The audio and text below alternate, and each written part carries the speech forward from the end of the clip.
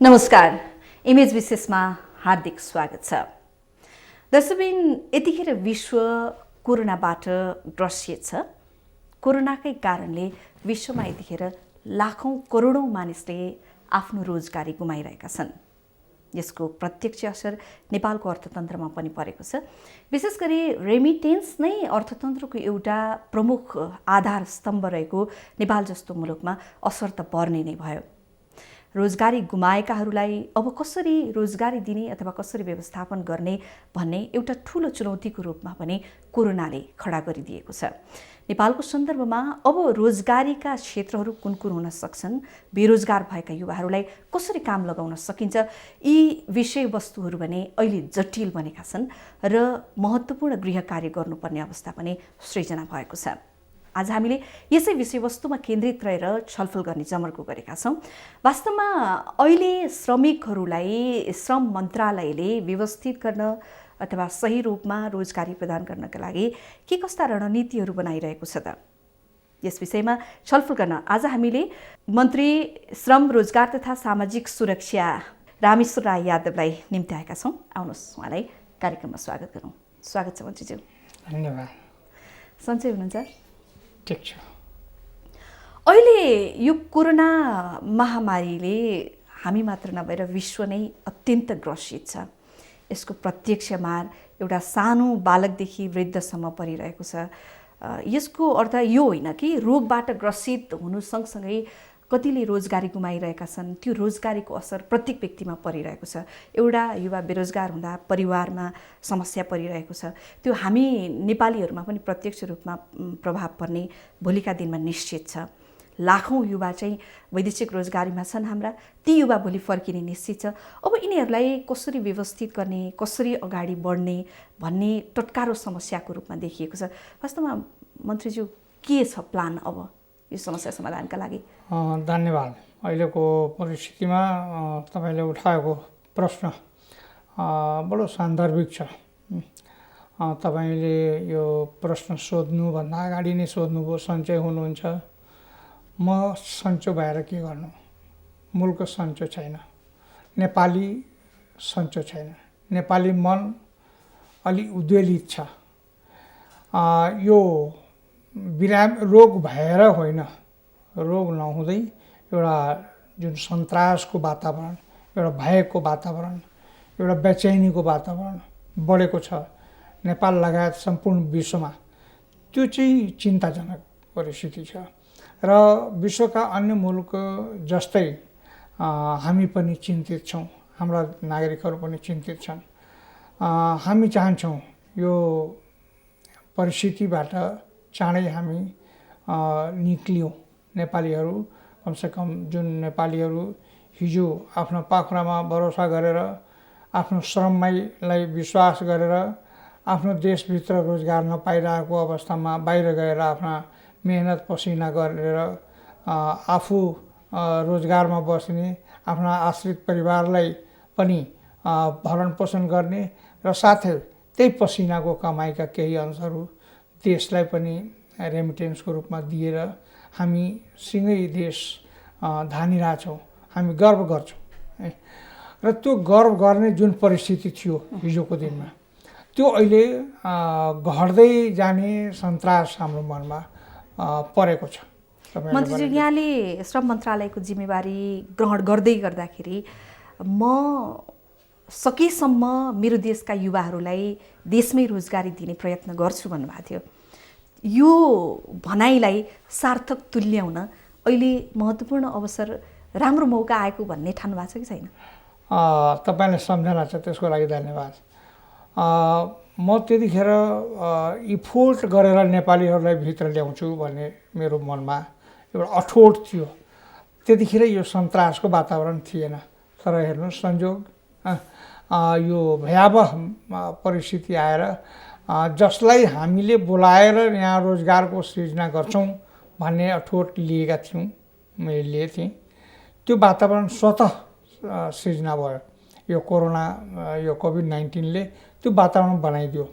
र म तपाईँ मार्फत, तपाईँको सञ्चार माध्यम मार्फत म के भन्न चाहन्छु भने, अहिले जस्तो सुकै परिस्थितिमा पनि हामी नेपालीहरू, हाम्रो नेपाल सरकार, सामान्य राष्ट्रपतिदेखि लिएर सामान्य प्रधानमन्त्रीदेखि लिएर सम्पूर्ण सरकार यस विषयमा हामी गम्भीर चिन्तनमा छौँ र सिङ्गो नेपाल सरकार सम्पूर्ण नेपालीहरूलाई व्यवस्थापन गर्नमा हामी एकजुट भएर लागिरहेछौँ। तपाईँलाई म जानकारी गराउन चाहन्छु र विश्वास दिलाउन चाहन्छु तपाईँ मार्फत सम्पूर्ण नेपाली दाजुभाइ दिदीबहिनीहरूलाई जो बाहिर बेरोजगार भएर बसिराख्नु भएको छ वा स्वयं देशभित्रै पनि बेरोजगार भएर बसिराख्नु भएको छ। आउने दिनमा कुनै पनि नेपाली बेरोजगार बस्नुपर्ने अवस्था नरहोस्। तिनीहरूको लागि रोजगारका अवसरहरू कहाँ कहाँ छन् त्यसको लागि सरकार गम्भीरतापूर्वक योजना बनाउन लागेको छ। हामी सम्पूर्ण मन्त्रालयका सचिव लेभलका एउटा कमिटी बनाएछौँ र रोजगारका अवसरहरू कहाँ कहाँ छन् तिनका औपचारिक रूपमै हामी खोजी नीतिमा लागेका छौँ। हिजोको दिनमा हामी जुन परिस्थितिमा भन्यौँ त्यसभन्दा फरक परिस्थिति अहिले भएकोले अनिवार्य रूपमा कृषि सेक्टरमा हामी कति पठाउँछौँ, निर्माण सेक्टरमा हामी कति पठाउँछौँ, हाइड्रो पावरतिर हामी कति पठाउँछौँ, हस्पिटलिटीतिर हामी कति पठाउँछौँ, विभिन्न सेक्टरको हामी कहाँ स्कोप छ र मलाई लाग्छ नेपालीहरू रोजगारी नपाएर फेरि पनि विदेशिनु पर्ने वा फेरि पनि विदेश गएर जान जोखिममा राखेर काम गर्नुपर्ने परिस्थिति नआओस् त्यसका लागि हामी प्रशस्त वातावरण बनाइरहेका छौँ। हामी त्यसका लागि विभिन्न किसिमका स्किल पनि दिने र स्किल डेभलपमेन्ट गरेर साथै विकास क्षेत्रमा हामीहरू ट्रेनिङ सेन्टरहरू खोल्ने र जो मान्छेहरू ट्रेन्ड हुनुहुन्न उनीहरू सबैलाई एउटा डाटाबेस ब्याङ्कको स्थापना गरेर देशभित्र रहेका सम्पूर्ण मजदुरहरूलाई एउटै अम्ब्रेलामा डाटाबेसमा बनाउने र त्यो श्रमिक ब्याङ्कको रूपमा त्यसलाई डेभलप गर्ने र एक एक रेकर्ड राखेर त्यो उहाँहरूलाई हामी ट्रेनिङ दिने, उहाँको इच्छाअनुसारको ट्रेनिङ दिने, उहाँ रुचि अनुसारको ट्रेनिङ दिने र त्यो ट्रेनिङ प्राप्त गरिसकेपछि उहाँहरू तत्त विषयमा गएर रोजगारका अवसरहरू सृजना गर्ने हामीसँग प्रशस्त अवसरहरू छ। कुनै नेपाली दाजुभाइ दिदीबहिनीहरू चिन्तित भएर विदेश हिँड्नुपर्ने स्थिति नहोस् भने हामी पूर्ण तयारी गर्दैछौँ। अब यहाँहरूको जुन यो योजना यहाँले सुनाइरहँदाखेरि कुन व्यक्ति कुन क्षेत्रमा दक्ष छ, उसले कुन क्षेत्रमा आफू अगाडि बढ्न चाहन्छ अथवा लगानी गर्न चाहन्छ, काम गर्न चाहन्छ भन्ने कुराको त्यो क्याटेगोराइज गर्ने पनि तयारी गर्नु पर्यो होइन। पहिला त अब कति मजदुर फर्किन्छन् भन्ने कुरा नै हामी कहाँ अहिले तथ्याङ्क छैन र आउने बेला पनि भइहालेको छैन। यसका लागि चाहिँ कसरी योजना बनाउँदै हुनुहुन्छ त? अहिलेको परिस्थितिमा हामीसँग दुई तिनवटा चुनौती छ। दुई तिनवटा चुनौती के छ भने पहिलो कुरा त जुन नेपाली दाजुभाइ दिदीबहिनीहरू फर्किनुहुन्छ उहाँको स्वास्थ्यको स्थिति के छ। पहिले उहाँलाई यो कोरोनाबाट सङ्क्रमित हुनुभएको छ कि छैन त्यसको जाँच गर्ने, त्यसपछि उहाँहरू फर्किसकेपछि उहाँहरूलाई आइसोलेसनमा राख्ने, क्वारेन्टाइनमा राख्ने, त्यसको व्यवस्थापन गर्नुपर्ने एउटा अवस्था छ। त्यसपछि हामीले सबै देशमा यो राजदूतावास मार्फत एउटा फर्म भर्ने सिस्टम डेभलप गर्दैछौँ। त्यो फर्ममा उहाँको सम्पूर्ण विवरण हुन्छ, उहाँ कुन विषयको दक्षता हासिल गर्नुभएको छ छैन, उहाँको रुचि कुन विषयको हो छ छैन, ती सम्पूर्ण कुराहरूको हामी तथ्याङ्क त्यही फर्मेटमा लेख्या हुन्छौँ र त्यो फर्म सब्मिट गरिसकेपछि हामी तिनीहरूलाई डाटा इन्ट्री गराउँछौँ र डाटा इन्ट्री भइसकेपछि त्यो कम्प्युटरले नै कुन सेक्टरमा कति मान्छेहरू इन्ट्रेस्टेड छ त्यसको डाटा हामी कहाँ आइपुग्छ र त्यसमा जुन श्रमिकहरू फर्किँदै हुनुहुन्छ उहाँहरूको त्यो स्किल छैन भने उहाँले रुचि राखेको विषयको ट्रेनिङ हामी दिलाउँछौँ। उहाँ केन्द्रमा दिन चाहनुहुन्छ, यहीँ काठमाडौँमा दिलाउँछौँ, उहाँ सङ्घमा जान चाहनुहुन्छ, प्रदेशमा जान चाहनुहुन्छ, हामी प्रदेशमै ट्रेनिङ सेन्टरहरू खोल्छौँ र कुनै पनि श्रमिक अब स्किल नभइकन रोजगारी नपाउने भन्ने किसिमको हामी व्यवस्थापन गर्छौँ।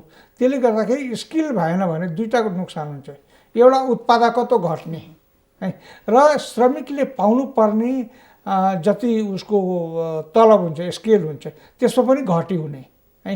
त दोहोरो तेह्रो घाटाभन्दा स्किल लेभललाई हामी मार्केटमा पठायौँ भने उसले उत्पादकत्व पनि बढाउने, त्यो रोजगारदाता पनि खुसी हुने र स्वयं श्रमिक पनि सन्तुष्ट हुने वातावरण हामी बनाउनको लागि यी फर्मेटहरू डेभलप गर्दैछौँ र एउटा श्रमिक ब्याङ्कको रूपमा यसलाई स्थापित गर्ने। जुन तपाईँले जुन डे 1 को कुरा गर्नुभयो त्यो डे 1 मै यो कुरा राखेको थिएँ। आज परिस्थितिले जुरेको यो वातावरणका हामी सदुपयोग गरौँ। यो कोरोना भाइरस एउटा चुनौती त हो, हामीलाई एउटा ठुलो चुनौती पनि छ, तर म यसलाई एउटा अवसरको रूपमा पनि लिएको छु। यो एउटा अवसर पनि जुराएको छ। मलाई लाग्छ यो अवसरको हामी सदुपयोग गऱ्यौँ भने नेपाल र नेपालीले विदेशमा गएर चलाएको पाखुरा, सिकेको स्किललाई हामी नेपालमा समृद्ध नेपाल र सुखी नेपालीको जुन कल्पना हामीले गरेका छौँ, जुन सपना हामीले देखेका छौँ, ती सम्पूर्ण नेपालीहरू आफ्नो पसिना नेपाल माटोमा बगायो भने हाम्रो नेपाल हराभरा हुन्छ र हरेक नेपालीको अनुहार तपाईँ जस्तै उज्यालो होस् भन्न मन चाहन्छु। मन्त्रीजी, जस्तो हामीले योजना त विगत लामो समयदेखि देशलाई समृद्ध बनाउने योजनाहरू सुन्दै आयौँ, तर कार्यान्वयन पक्ष लगभग शून्य नै जस्तो त नभनौँ, एकदमै थोरै मात्र कार्यान्वयन तर्फ गए। जहिले पनि मुलुक राजनीतिक लफडामै अल्झिरह्यो। अहिलेको स्थिति पनि यस्तो विषम परिस्थितिमा पनि हाम्रो राजनीति एकदमै दुःख लाग्दो छ। खैर, यो राजनीति अर्को पाटो भयो, त्यसलाई अर्कै विषयमा अर्कै बसाइमा कुरा गरौँला होइन। तर कस्तो भने हामीले योजना बनाइरहँदाखेरि खोइ त स्रोत, खोइ त साधन, यसलाई चाहिँ कार्यान्वयन गर्ने स्ट्रङ पक्ष खोइ त हाम्रो भनेर बारम्बार प्रश्नहरू उठ्ने गर्छन्।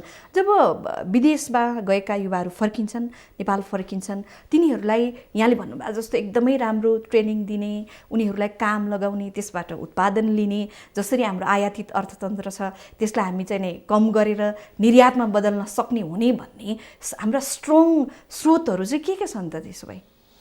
होइन, एकदम ठिक कुरा हो। विगतमा हामीले केही गर्न नसकेको अवस्थालाई निरन्तरता दिने वा त्यसलाई छोडेर नयाँ परिवर्तनका साथ नयाँ हिसाबमा हामी अगाडि बढ्ने त्यो हामीले सोच्नुपर्छ। जब हामी सम्पूर्ण युवाहरू भित्राउने वातावरण भइरहेछ र सम्पूर्ण युवाहरू जुन जोस र जाँगरका साथ बाहिर काम गरेरै आफू पनि सुखी हुने र त्यो देशलाई पनि समृद्ध बनाएको अवस्था देखेर आएको छ, उनीहरूको मनमा पनि एउटा च्यालेन्जेस छ। उनीहरूले पनि आफ्नो देश बनाउनको लागि एउटा डिटर्मिनेसन लिएर आउँदैछ र नेपालले त्यो अवसरहरू जोड दिनुपर्ने हुन्छ। त्यो जिम्मेवारी हाम्रो काँधमा आएको छ।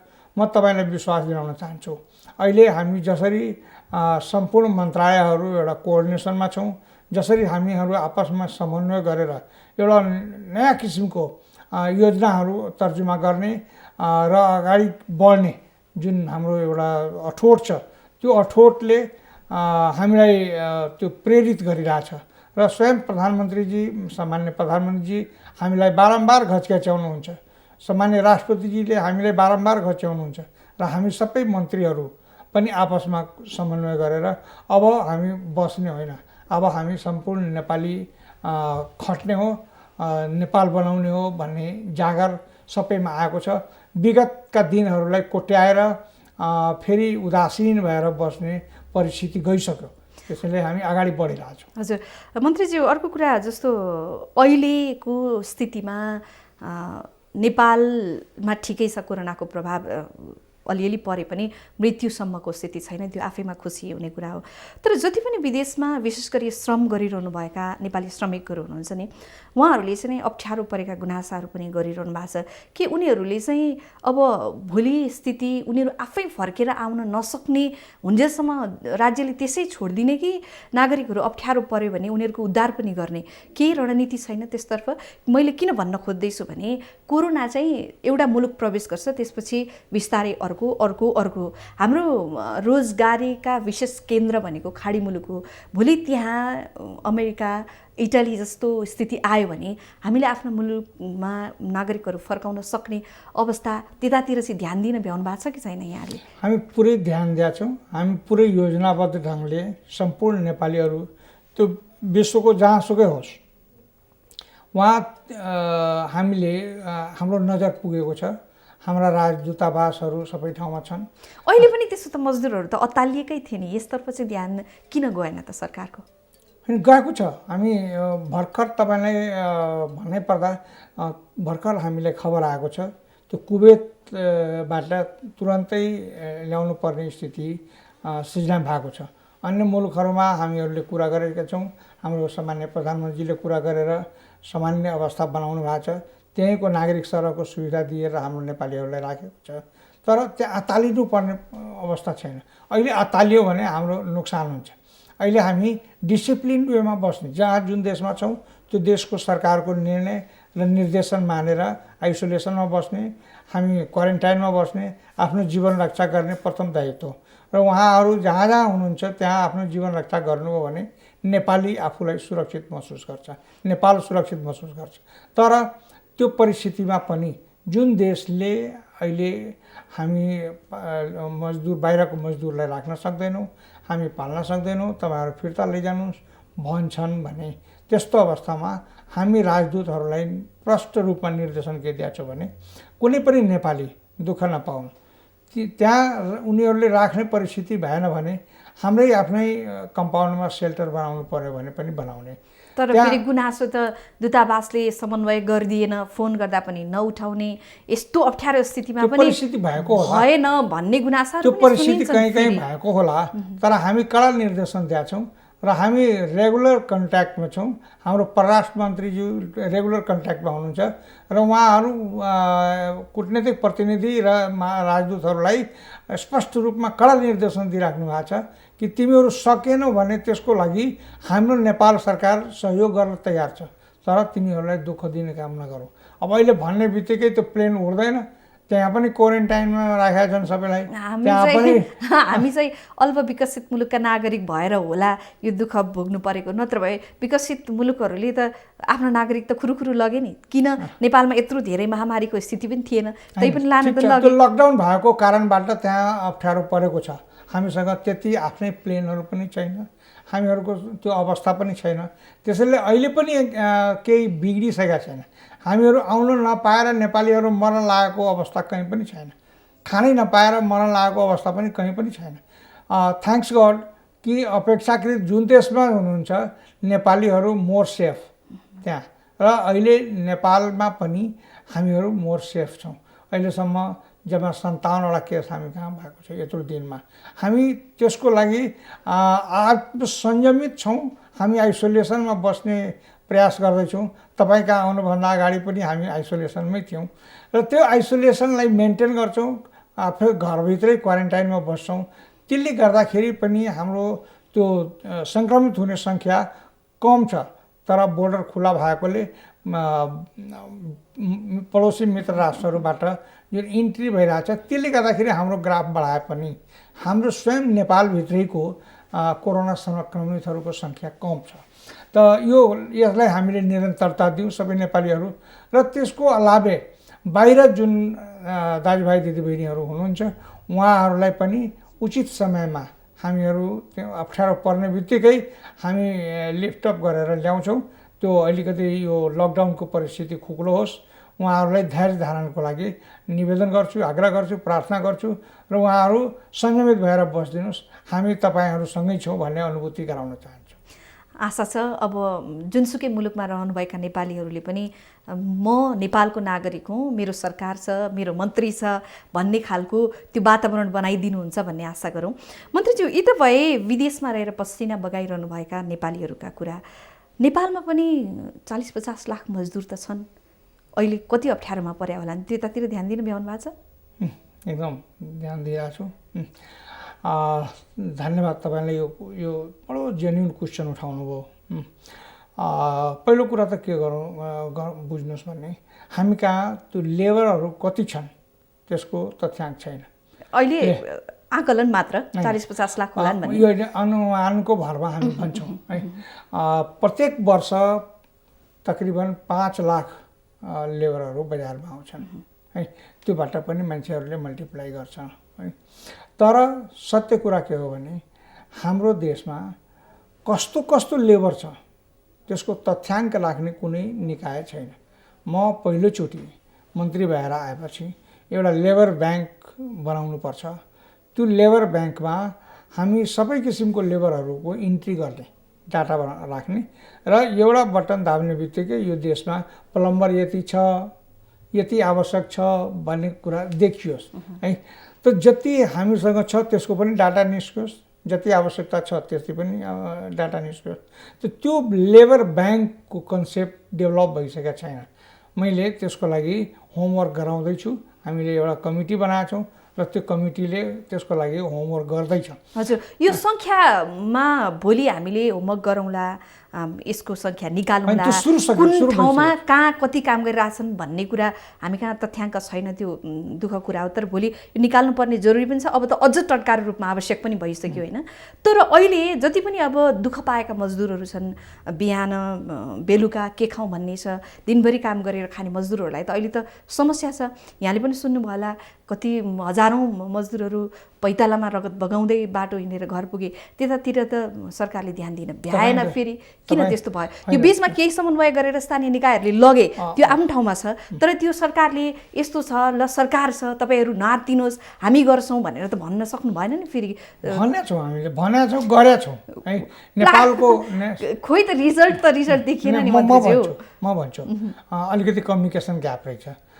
म के भन्छु भने अहिले यो नेपालमा पहिलोचोटि नेपाल सरकार यति संवेदनशीलताका साथ त्यो दैनिक जलाधारीमा काम गर्ने मजदुरहरू जब हामी डेडलकमा गयौँ र हाम्रा इन्डस्ट्रीहरू बन्द भए, हाम्रा श्रमिकहरू बेरोजगार भए, उनीहरूलाई खाना बस्न समस्या भइसकेपछि पहिलोचोटि नेपालमा स्थानीय सरकारलाई हामीले निर्देशन दिएका छौँ कि हरेक मजदुरको घरमा खाद्यान्न पुर्याइदिने है।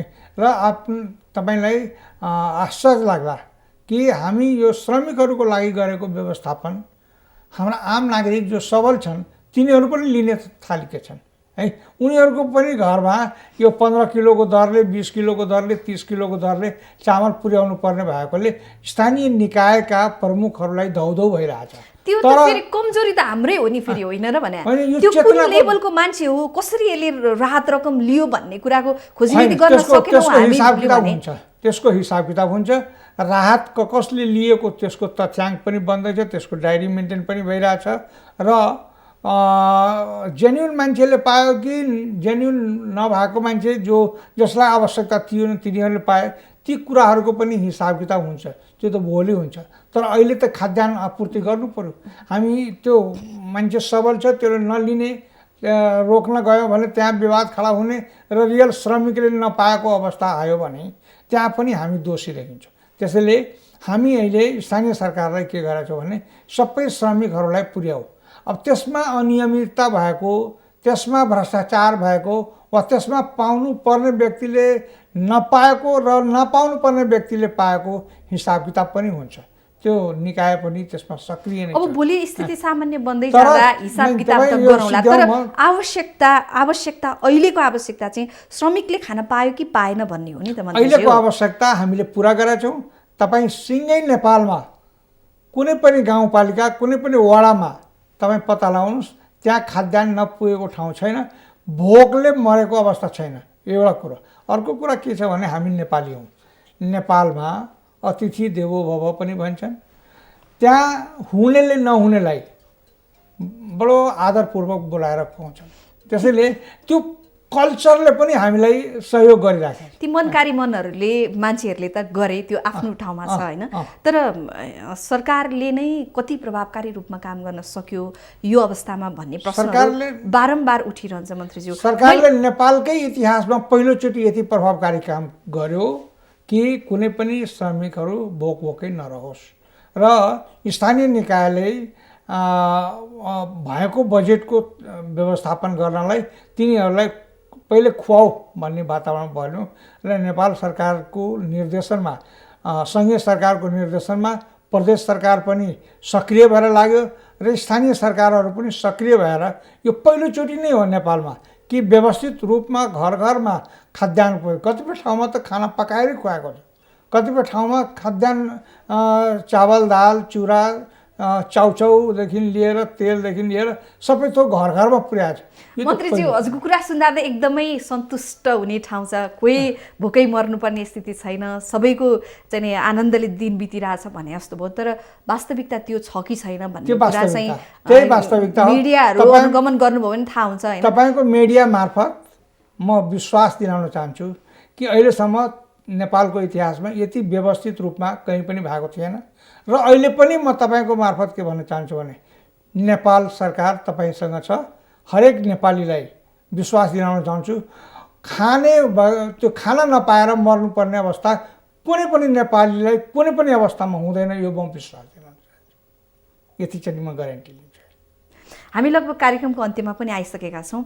मैले यहाँ समक्ष राख्न खोजेको कुरा चाहिँ जस्तो अघि नै मैले गर्नुपर्ने कुरा, वैदेशिक रोजगार बोर्डमा जति पनि विदेशमा जानुभएका व्यक्तिहरूको रकम कोषमा जम्मा हुने त्यो रकम चाहिँ सरकारले अब युटिलाइज गरेर त्यही मार्फत चाहिँ काममा लगाउने अनेक उपायहरू अथवा योजनाहरू बनाउँदैछ भन्ने खालको कुराहरू बाहिर आछ। वास्तविकता के हो यो प्रकाश? वास्तविकता के हो भने बोर्डमा झन्डै 5 अरब रुपियाँ छ है।